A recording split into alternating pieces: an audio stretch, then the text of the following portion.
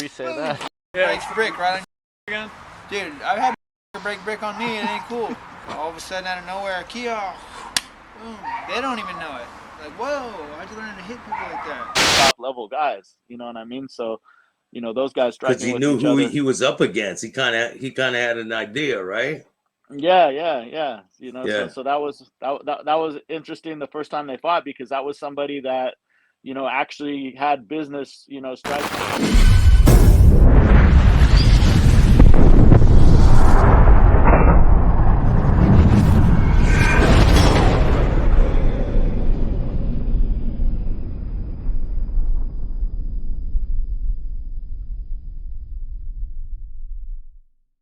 Welcome to this episode of Chattin with Staxx. I'm your host, Bill Staxx, and today I got Dan Black. What's up, Dan? What's up, brother? How you doing? Thank you so much for taking the time. Come on my show. I really appreciate it, man. Oh, no worries. So, you want to tell the people where you were born and raised? A lot of people know who you are, but you're a legend, man. Oh, no way. Yeah, born and raised in Oakland, California. And then, been in California most of my life. What was it like for you growing up in California? It was cool, you know. It was rough, but that's what, you know, made me who I am today. So I don't think I'd do it over different, you know. Sometimes, you know, God gives you what you need instead of what you want. So, you How know. did you even get into the sport that you're in? Well, again, you know, like I said, growing up in Oakland, I grew up in kind of a rougher neighborhood. So I made a lot of my friends fighting as a kid, you know. Do you So remember your first fight? I remember mine. yeah. No, I do. Yeah. My grandfather was a boxer. He made me fight neighborhood kids. So like right off the bat, you know, I get my nose busted. I turn around crying. He's yelling at me, get the back in there. So I was like, you know, so Oh man, didn't have it easy. So that's a good thing sometimes, you know. tough kids in Oakland, huh? Yeah, for sure. Yeah, it's Yeah, yeah. yeah. I heard about some Oakland people being pretty good with their hands. Yeah. So You learn to yeah, box.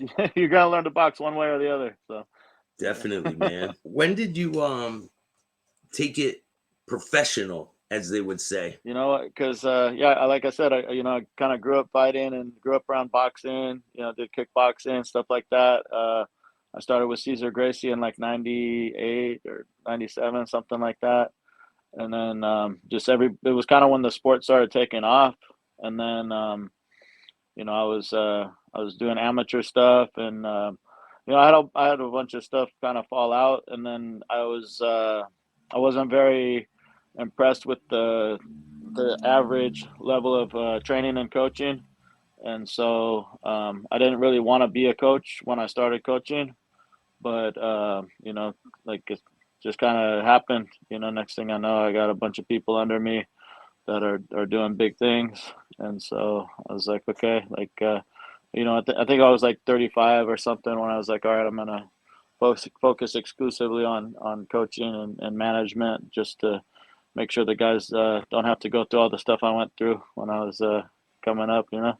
Why, So what were some of the issues that you were dealing with? Because I know the sport was just in its infancy when it was first starting. It was pretty brutal, man. They didn't even wear gloves or anything, right? yeah, when things first started, yeah, it was way crazier than it is now.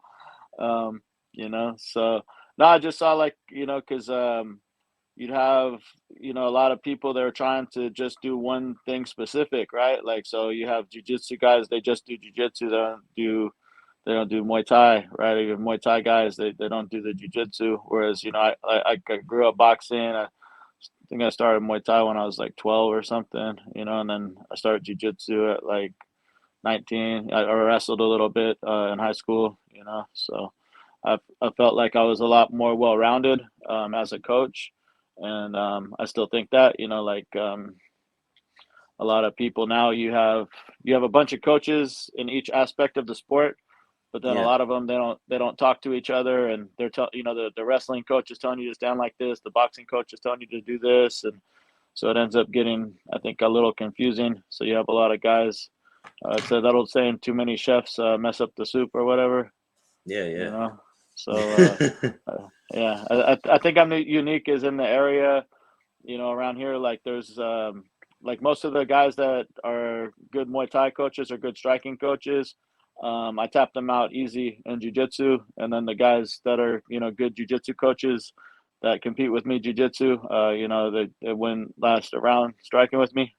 So I think I have a little bit of a unique advantage coaching in that I'm able to do both at a decently high level. You know what I mean? And then of course, I still bring in guys that are better for the guys to get experience with that. But yeah, that was just something I noticed when going to other camps. You'll have like the wrestling coach telling you this, and the boxing coach telling you that, and the kickboxing coach telling you this, the jiu-jitsu guy telling you that, and then none of them really talk to each other or work with each other. There's rare circumstances that some gyms do have a team that works well together and they're cooperating, but But everyone's pretty much, it's a competition, kind of like, I mean, not kind of, it is a competition, but yeah. I think because it's competitive, and then it ends up kind of filtering into where it's even you're competing in your own gym. You know what I mean? I've seen that with some gyms that I've went to.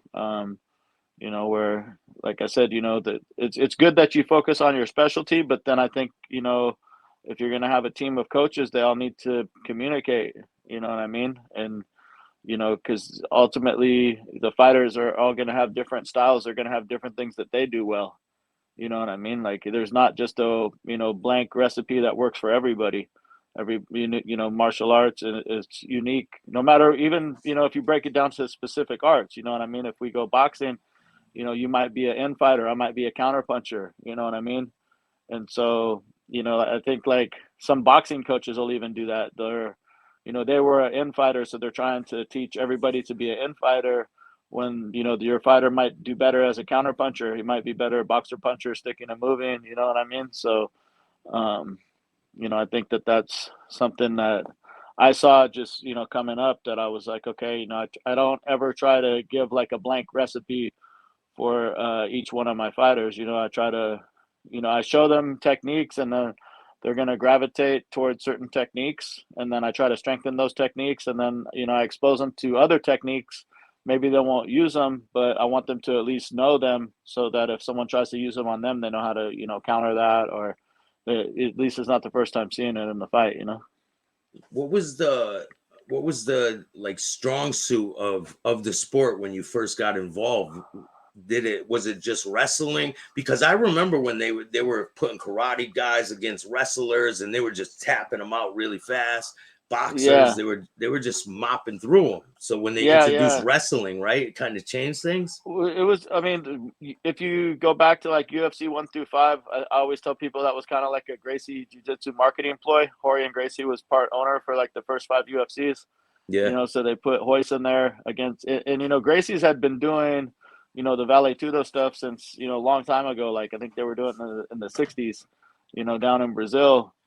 So for us up here, it was a new concept, but for them, it really wasn't, and so they put Hoist in there, who's, if they would have put Hickson in, then people would have been like, oh, okay, Hickson's yoked and he's in shape. Whereas Hoist, he looked kind of scrawny, skinny, nerdy, but he could fight. You know what I mean? So it was kind of a marketing ploy, I think, for Gracie Jiu-Jitsu, the first 5 UFCs, because you're putting them against guys that have no idea what jiu-jitsu even is. You know what I mean? So that's the one thing I think this sport exposed, is that you're only as strong as your weakest link. If you don't have good jiu-jitsu and you go up against a top jiu-jitsu guy, you're getting choked out. But you saw that with things where like, because in the very first beginning of the sport, it was very much style versus style, right? So you had a jiu-jitsu guy, you had straight kickboxers. The very first UFC, Gerard Gordeau was a dope Dutch kickboxer, right? He got all the way to the finals,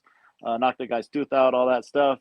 yeah. But then if you don't know jujitsu, then you're in trouble. You know what I mean? But then as the sport evolved, you saw with like Hoist, when he tried to come back and fight Matt Hughes, where Matt Hughes is a great wrestler and he knew jujitsu and he had much better striking, and he smoked Hoist. Like it wasn't even a fight. You know what I mean? I think Yeah. as the sports evolve now, it's come down to not so much what your art is. You kind of have to know a little bit of everything, but then it's also how you put things together. Also your experience level in those sports that make up MMA. Like Adesanya, for example, he has like over 80 kickboxing matches, high level. You know what I mean? So when he came on the scene, he's mind tricking these guys into thinking they should be having a kickboxing match with him. Like none of the guys he started fighting at the beginning of his UFC career had any business trying to strike with him. You're fighting a guy with 80 fights, in kickboxing, Yeah. and he's making it a kickboxing match. Like you're not going to win that. You know what I mean? The guy who did the best with him was Pereira, who's also was, top ranked glory kickboxer. He won the 85 kilo and the 95 kilo championships in glory against top level guys. You know what I mean? So those guys Because striking he with knew each who other. he was up against. He kind of had an idea, right? Yeah. Yeah. So that was interesting the first time they fought, because that was somebody that, actually had business, striking with Izzy. Most of these guys that were fighting him before, even I remember when Yoel Romero fought Adesanya, and he was trying to make it a kickboxing match, and it's like, dude, you're a like elite level wrestler. You should be, taking him down using your wrestling. You know what I mean? But Izzy is very good at tricking your brain into thinking you should be striking with him, and that's not the case for pretty much anybody. I know you remember this fight with Forrest Griffin. Do you remember that one? The Stephan Bonner. Stephan Bonner, Forrest Griffin, when they were beating the shit out of each other, man. They were beat red. It was like, that was the most insane fight I've ever seen, I think. Yeah. No, that was the sport that was the fight that kind of made the sport. Before that, UFC wasn't really, doing too good in the broadcasting, you know what I mean? And then that fight came on, and it wasn't the most technical fight, but it was a fun fight to watch. You know Yeah, what I like mean? them guys went the distance, man. Yeah, and that's something I actually brought that up to someone the other day, because when Glory first came into America, they took us all in the back room and they played that fight, and they were like, "This is the fight that made UFC big in America." And all the Dutch kickboxers were laughing. They're like, "This is how I play around with my brother," because they were like, the striking level is just super low level compared to what those guys are used to doing. But they missed the point that it wasn't the level of striking; it was about the fight and showing the heart and just having Respect. a Giving respect to have a stand up, knuckle up instead of, what one of the other one could have took the other one down, I'm sure. Yeah, no, I mean, well, not just making it, a striking match, but just like they were making it a war. You know what I mean? Like sometimes I think the technical people are the people that think they're technical. They get away from the fact that people are trying to tune in for a fight. You know what I mean? Like a lot of the people aren't educated at striking per se, so having a super technical kickboxing match, a lot of people probably change the channel. That's the reason Glory actually never took off in the States. I don't think they marketed it right. Now they just Yeah. do stuff in Holland. So they have some of the best strikers in the world, but in America, nobody cares and nobody watches it for the most part. Even though I watch it, but a lot of people don't. They want to see a fight. They want to see a brawl. You know what I mean? Remember Tough Man back in the day? Of The Tough course. Man champion. Of course. See, Yeah. and that's what I mean. Those guys weren't technical, but those guys were coming to kill each other, and it was fun to watch. You know what I mean? So, It was people great, watch it for man. entertainment.